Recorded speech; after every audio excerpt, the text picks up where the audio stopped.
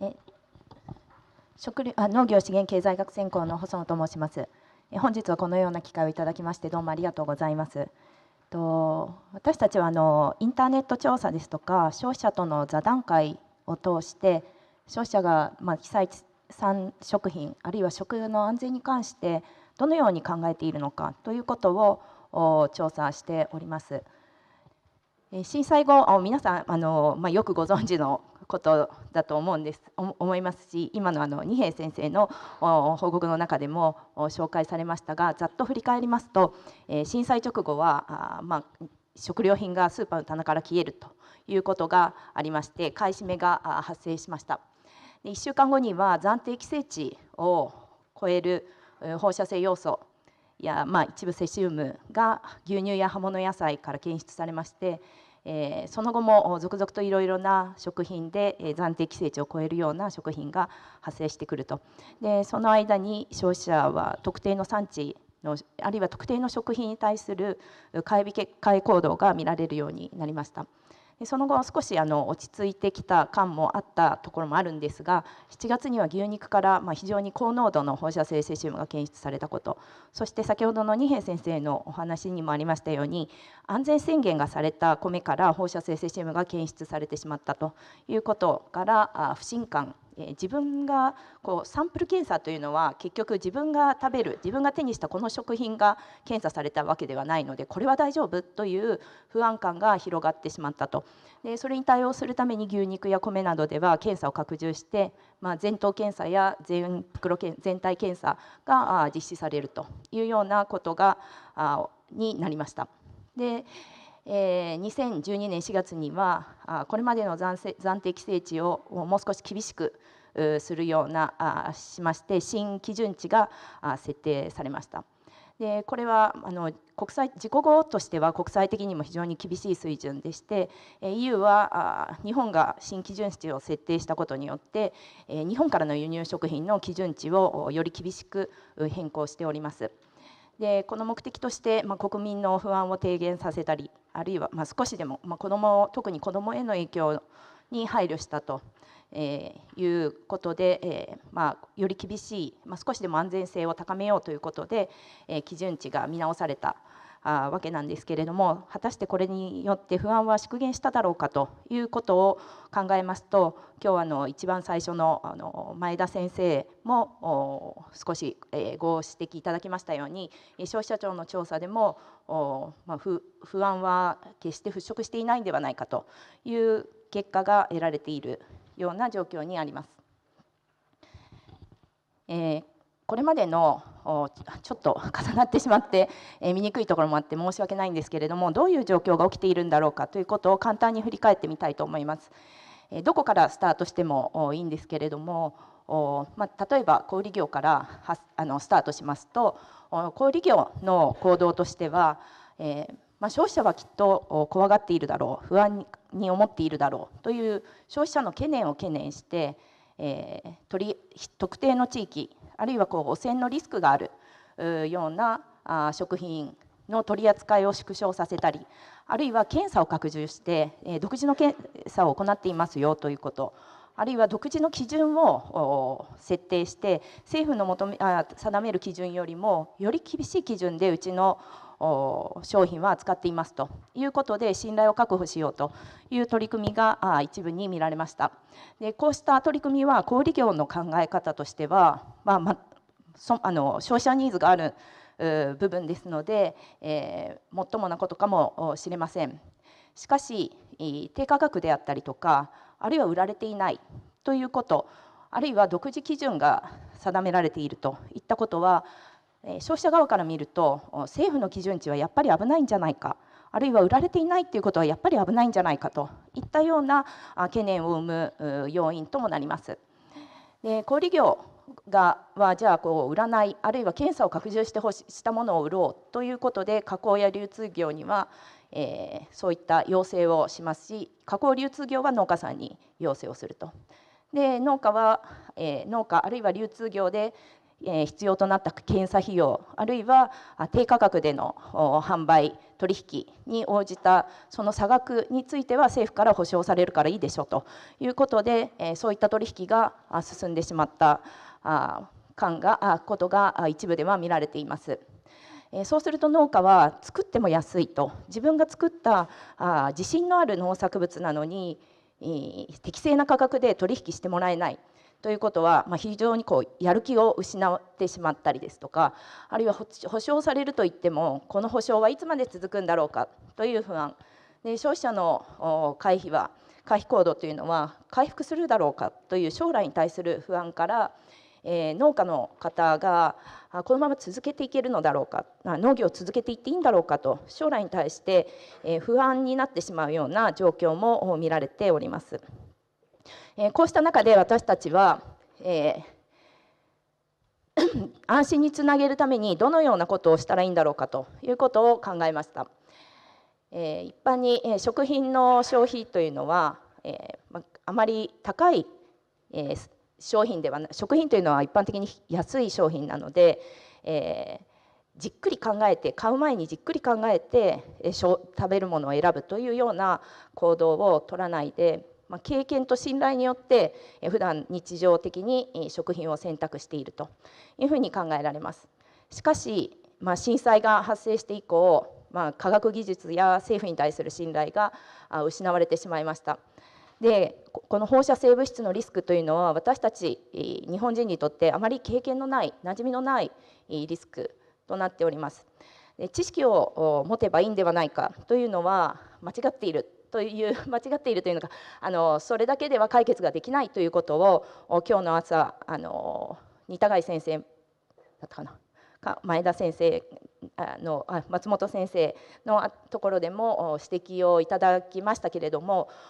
経験も信頼もないところには少しでも知識があることで、安心が得られるんではないかというふうに私たちは考えて、基本的にどのような情報を提供していったらいいんだろうか、情報提供には効果があるんだろうかといったことについて研究を進めてまいりました。どういう情報を提供したらいいかということについては、基礎としてまず単位に関する情報、知識で、被曝量と健康影響の関係はどうなっているのかということで、基準値や規制値はそれに対してどのような水準で定められているのかということ、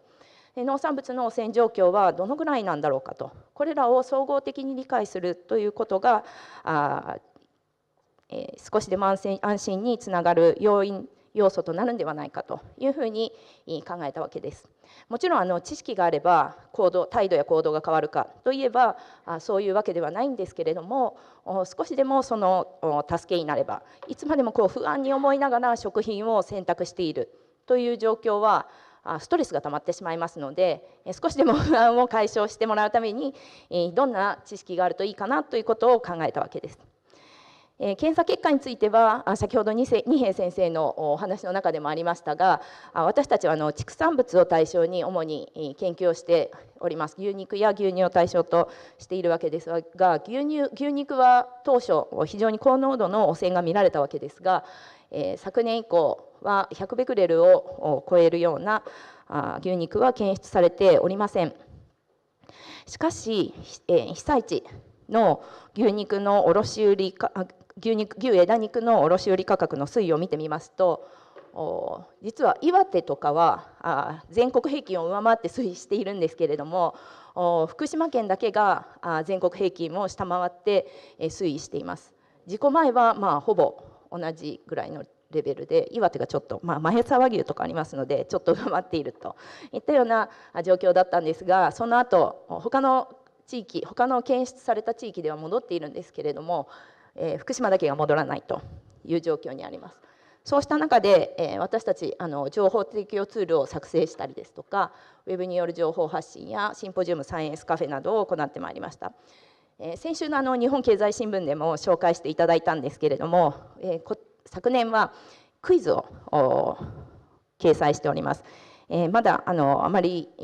広がっていないようですので、スマートフォンでも先ほど試したらできましたので、ぜひ皆さん機会がありましたらこのクイズに挑戦していただければと思います。情報提供については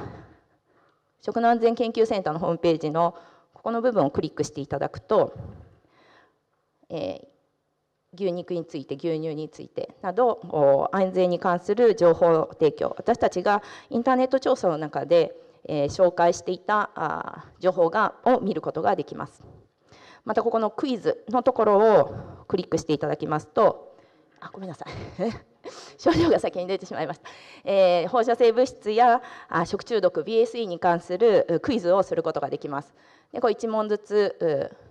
問題が出てきて合計で 70% 以上正解しますと表彰状がもらえると。でここに名前を入れてもらいまして、ここ細野博美と入れましたが、そうすると表彰状が印刷できるというようなことになっております。ぜひ挑戦、このまだ問題数が少ないんですけれども、これから問題数を充実させていきたいと考えておりますので、皆さんぜひ機会があれば参加していただきたいと思います。それでは早速ここから成果の方に移りたいと思います。消費者調査の概要ですが、被災地産の食品に対する評価ですとか知識や意識について、リスク管理に対する信頼や満足感について、それからどのような食品安全対策が求められているんだろうかといったことについて調査をしてまいりました。ちょっと細かくて大変申し訳ないんですが、2011年の10月から11月にかけての調査から今年の3月まで6回調査を行っておりますが、この3月の大体人数としては4、5千人から1万人ぐらいを対象に、全国の男女20代から60代の男女を対象に行っております。男性と女性や年齢については均等に割り付けをしておりまして、各都道府県で最低の各男性の20代といったように年齢性別の割り付けで、最低5人以上は答えてもらうようにサンプルを集めております。あなたはこれは消費者庁の結果とも似たような結果となっているわけですけれども、あなたは被災地の食品をいくらまでなら買いますかというのをずっと調査を続けております。で暫定規制値以下、あるいは2012年4月以降は新基準値以下の場合と、検査をして放射性物質が未検出の場合、それぞれ、いくらぐらい払いますかという質問です。もちろん被災地にはいろいろな範囲を想定される方がいらっしゃると思いますが、この調査の中では放射性物質のリスクについていろいろと質問をしている中でこれを質問をしていますので、原発事故の影響のある地域を想定されてお答えいただいているのではないかというふうに考えております。上が基準値あるいは暫定規制値以下の場合、下が未検出の場合で、赤いところは 0% と答えられた方の人数です。で緑色が 100%、 ここは 50% 以下、50から 99%、 100%、 100% 以上が青色で示してあります。で、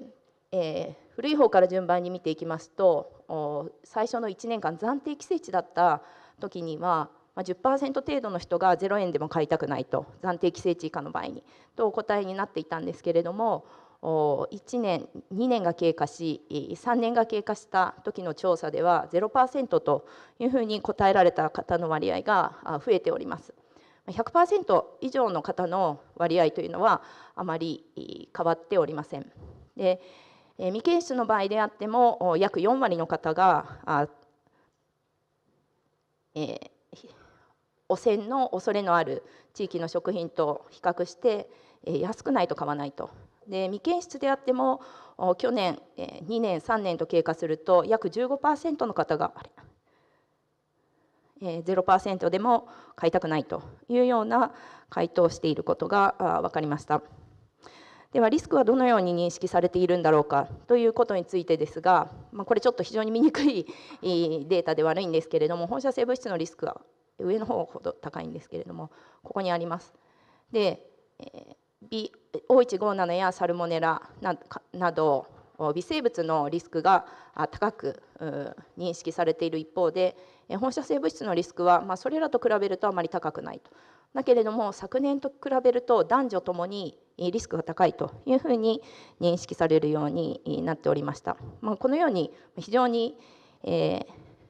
年によっても回答が変わりやすいということもこの結果から分かります。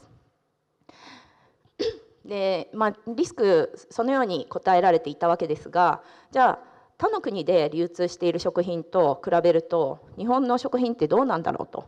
いうことを比較するために、どこどこの国で売られている牛肉の腸管出血性大腸菌によるリスクはどのぐらいだと思いますかということを日本、アメリカ、フランス、中国について聞いてみました。順番をランダムに変えて聞いております。最初に日本を聞いた場合というのは、例えば腸管出血性大腸菌のリスクであればこれ5段階評価で0から5までの6段階評価で聞いていて、その平均値を示しているわけですが、最初に聞いた方が聞くのと比べると日本を最後に聞くとリスク認知が下がると。他の国の高いリスクと思っているところを頭に念頭に置くことによって日本のリスクはあれそんなに高くないんじゃないかというように変わってしまうことが分かります。でこれを見ていただきますと、腸管出血性大腸菌、ここ BSE ですが、諸外国と比べて日本のリスクは低いというふうに認識されていることが分かります。放射性物質についてもアメリカ、フランスとほぼ同等のリスクの認知で、中国の方が高いというふうに考えていることが分かります。怖い怖いというけれども、日本の食品は安全だというふうに考えられていることを示す結果ではないかと思います。さて、放射性物質とそのリスクはどのように認識されているかということを2年目と3年目、平成25年1月と26年2月の結果で、比べたものです。そう思うというふうに答えている人の割合で、ここからいくつかのスライドは示しております。買って応援したいという意識はこの1年間で増加していると。風評被害も広がっている、あるいは買い控えも広がっていると言われているんですけれども、買って応援したいという気持ちは決して、縮小しているわけではないということが分かります。ちょっと順番としてここに知識が入ってしまってちょっと間違えてしまいました。それでは知識の水準ってどのぐらいだろうかと。でここでは正答率を示しております。でちょっと細かいので、ベクレルとシーベルト、こちらの黄色い方で見ていただきたいんですけれども、ベクレルとシーベルトについての知識は 37% の方が正しく回答されておりました。健康影響ですとか汚染状況、被曝状況などについては 20% 程度の正答率です。で基準値が今100ベクレル1キロ、一般食品の場合100ベクレルですよということなんですけれども、これについては 13%で、許容線量が1ミリシーベルトであるという、食品からの許容線量が1ミリシーベルトであるということについては 12% と、非常に知識の水準は高くはないということが分かります。これ今年の調査です。ではこちらの信頼についてはどうかということを示したものなんですけれども、政府は必要な情報を出していると思っている人の割合、こちら24年から25年、26年と事故から1年後、2年後、3年後の推移を見たものですが、どんどん信頼感は上がっている様子を確認することができます。一方で安全性を高めるために食品中の放射性物質の基準値は厳しければ厳しいほどいいというふうに考えている人も 60% に至っております。この安全対策が進めば徐々に厳しい基準値にしても耐えられる農業になってきていることもありますし、食品安全対策は事故後の緊急時に比べて徐々に厳しくなっていくというのが一般的なんですけれども、それは農業生産現場の状況と鑑みながら対応していくべきものであって、あまりに厳しくしすぎると今度食料を確保する食料安全保障上の問題が出てきてしまう可能性がありますので、そこはみんなで議論をしながら決めていくことが求められているんではないかと思います。今見たように信頼感は向上しておりまして、日本人なかなか信頼していると言わないんですけれども、それでも4割を超える人が政府や地方自治体、食品事業者の取り組みを信頼しているというふうに答えておりました。じゃあ満足はその取り組みに対して満足しているかどうかと聞きますと、満足感は一方で低下しているということが分かりました。信頼しているけど満足していないといった状態になっております。こちら満足している人がどちらかというと青系の色で示している部分で、こちら去年の状態、今年の状態、満足し、非常に満足しているという人は非常に少ないんですけれども、満足しているという人も 20% ぐらいしかいない状況です。でこの満足度は知識や被災地の食品に対する評価にどういうふうに関係しているんだろうかということについて、去年の調査と今年の調査結果を並べたものがこちらになります。去年に比べると、これ緑色が、満足していないから満足している、で一番右は考えたことがないなんですけれども、の人数を表しておりまして、青い折れ線グラフが基準値以下の場合の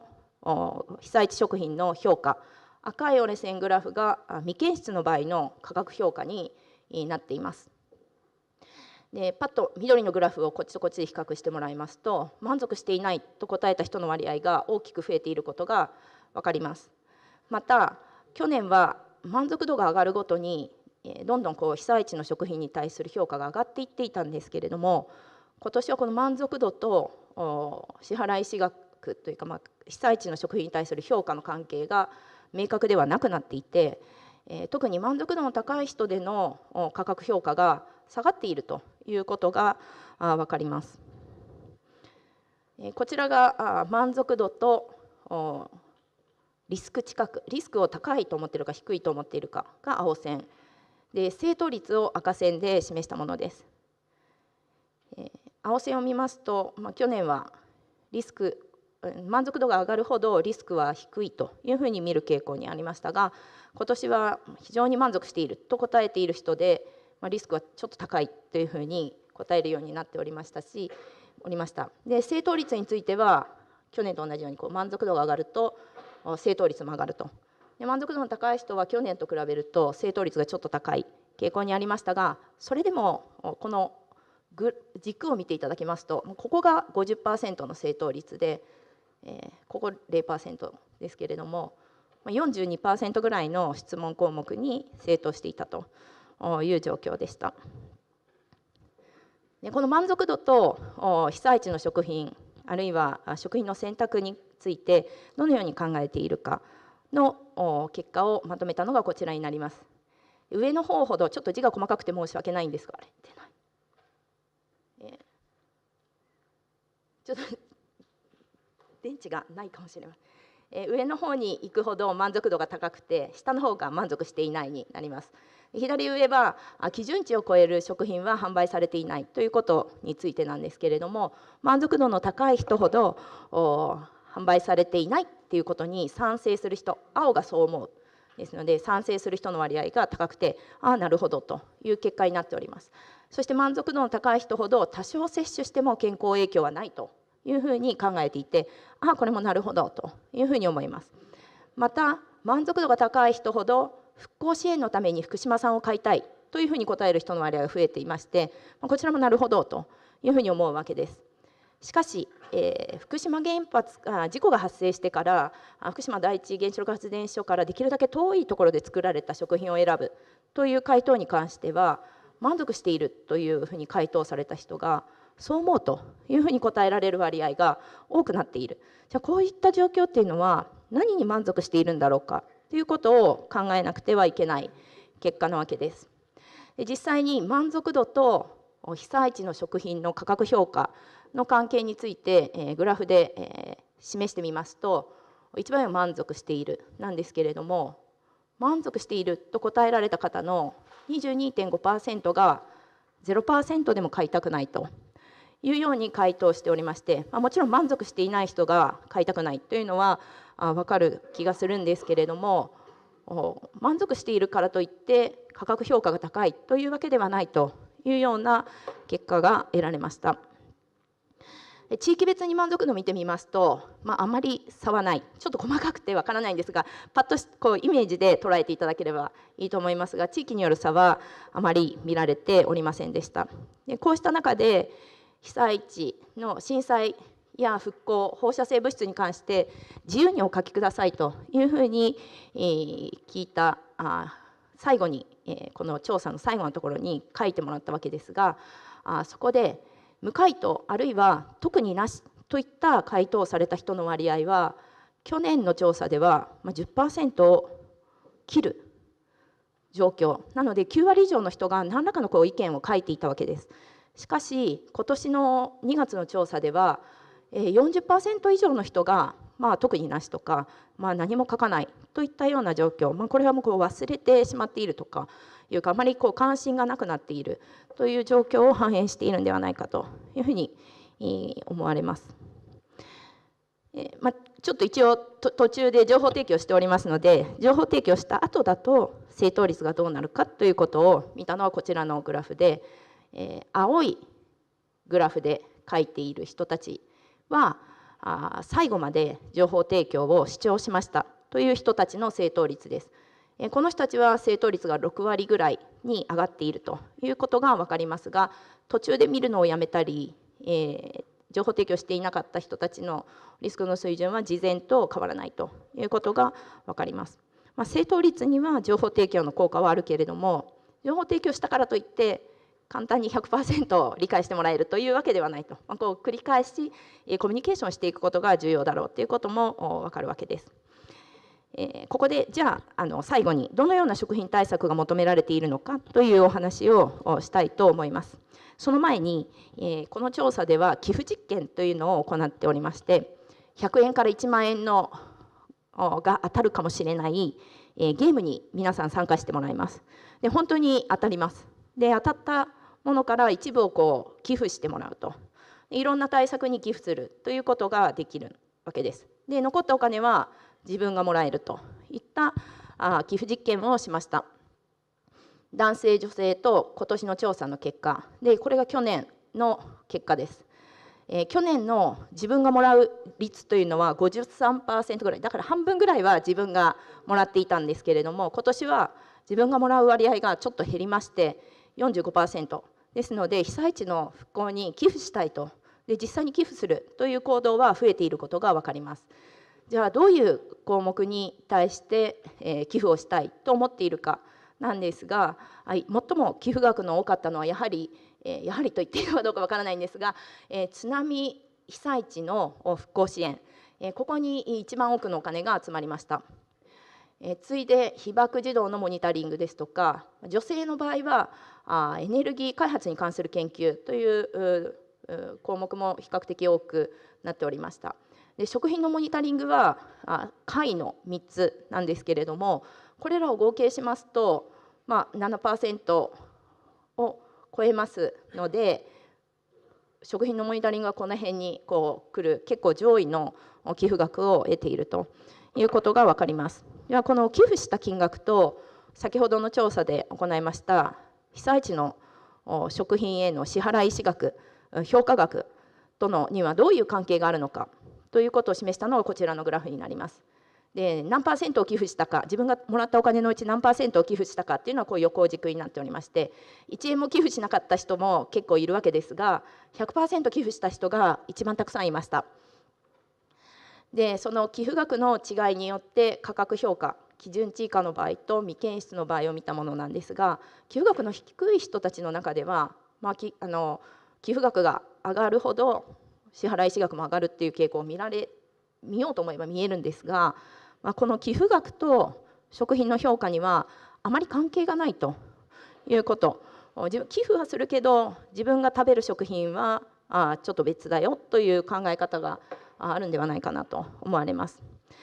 ここからどういう対策を求めているかです。いくつかの対策を提示しまして、一番重要と思うものから、5番目に重要と思うものまでを選んでもらいました。そうすると1位2位3位というか、非常に上位のところにリスクコミュニケーションをしてほしいと、消費者への情報提供をもっとしっかりやってほしいということが上がってまいりました。もちろん、モニタリング検査の強化というのが、これ青いところが検査の強化ですが、これも比較的上位に上がっております。どういう対策をしてほしいですかと直接聞くと、結構もっと情報提供してくれないと困りますよという意見が多いわけです。しかし、対策の選択実験というのを行いまして、国の予算がいくらかかる、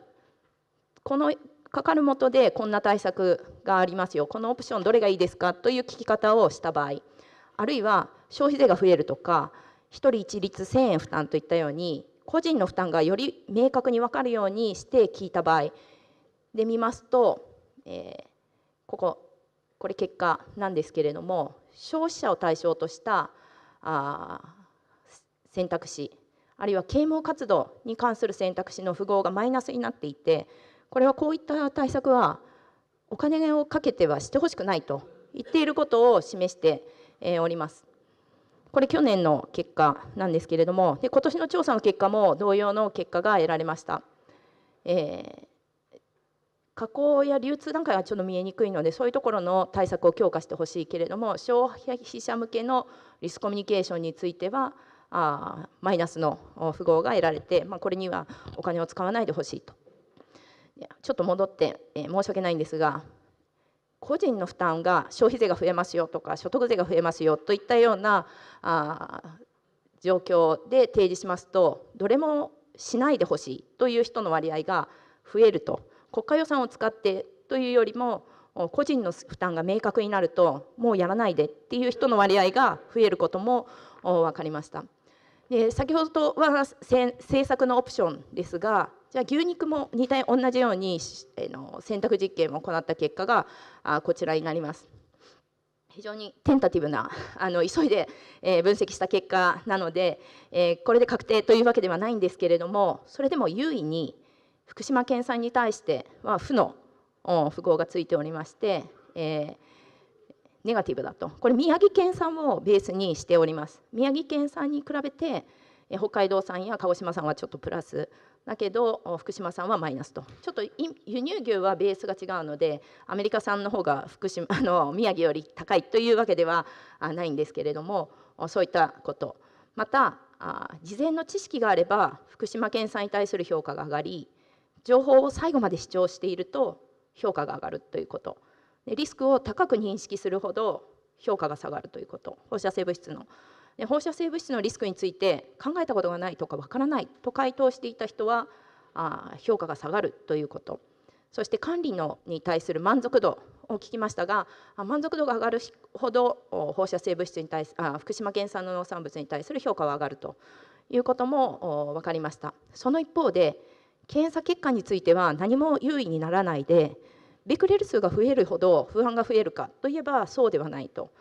ベクレルにはあまり反応していなくて、産地名で判断している可能性があるということが示唆されました。結果をまとめるとこのようになりますが、時間も参りましたので終わりにさせていただきたいと思います。ご清聴いただきましてどうもありがとうございました。